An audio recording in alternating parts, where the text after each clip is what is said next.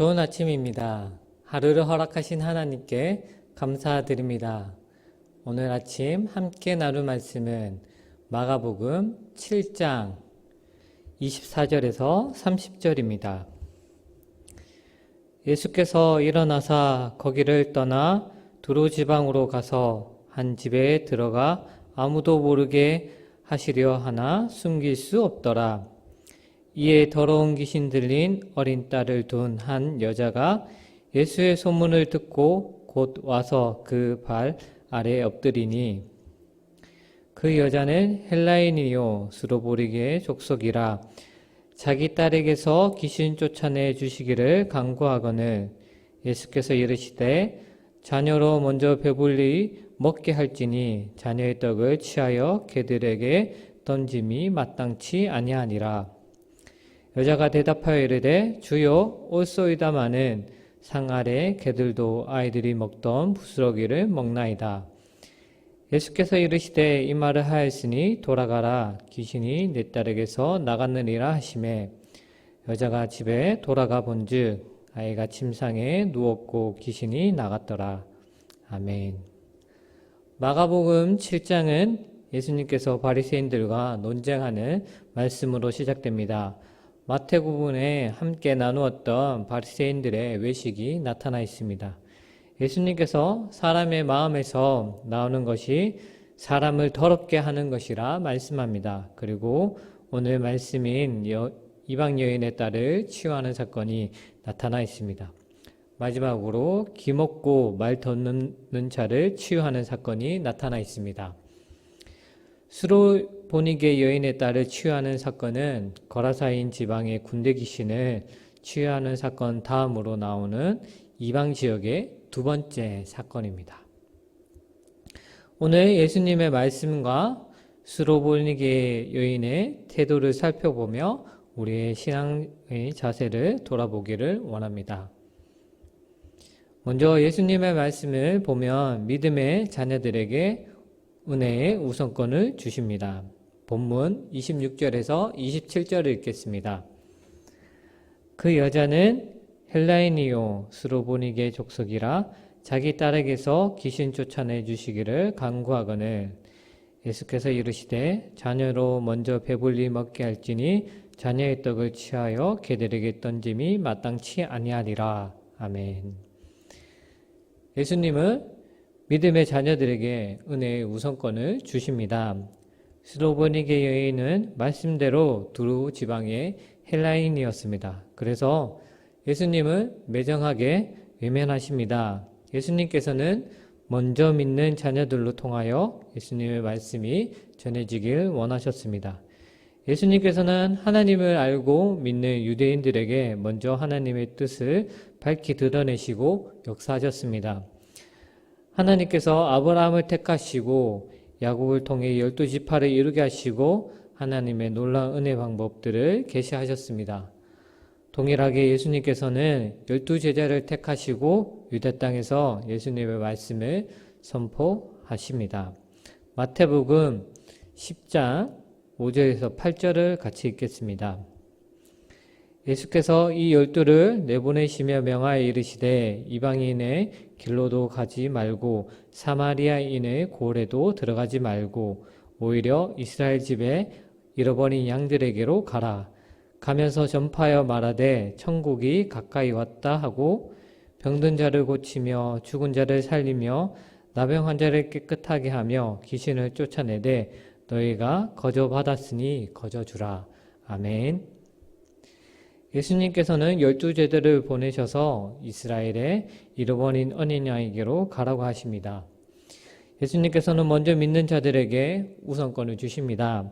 사용하시고 축복하십니다. 그래서 하나님의 뜻을 분명히 나타내시기를 원하십니다.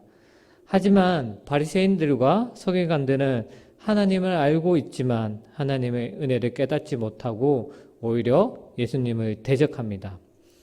우리의 모습도 돌아보기를 원합니다. 하나님의 놀라운 은혜들을 먼저 주시고 허락하시는데 오히려 하나님의 은혜를 누리지 못하고 어리석게 놓치고 있진 않는지 대적하고 있진 않는지 돌아보아야 합니다. 먼저 믿는 자들이 하나님의 뜻을 이루고 하나님의 은혜를 전하는 축복의 통로가 되어야 합니다.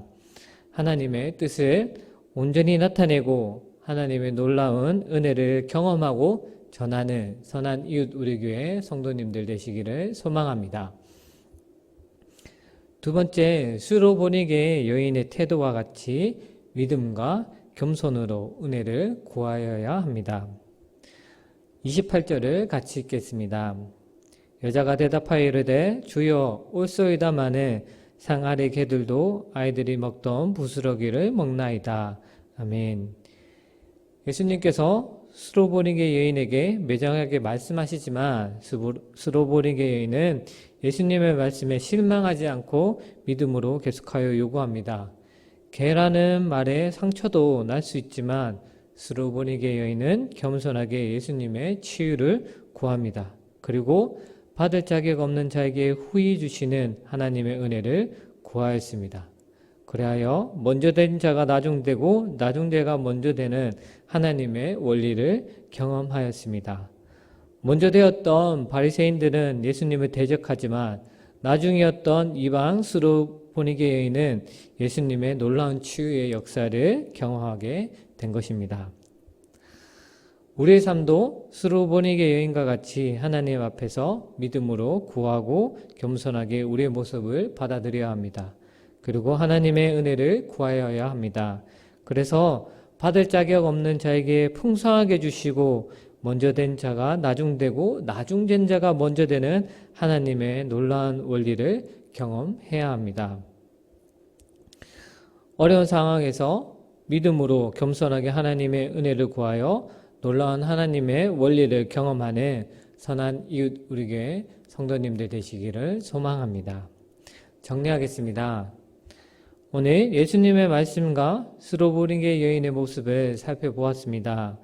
예수님의 말씀 속에서 믿는 자들에게 하나님의 뜻이 나타나고 은혜를 먼저 주시는 것을 깨닫고 하나님의 뜻에 대적하지 않고 은혜를 누려야 합니다.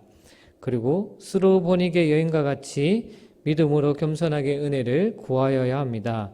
그렇게 하나님께 믿음으로 겸손하게 구함으로 받을 자격 없는 자에게 베푸시는 은혜를 깨닫고 하나님의 놀라운 원리를 경험해야 합니다.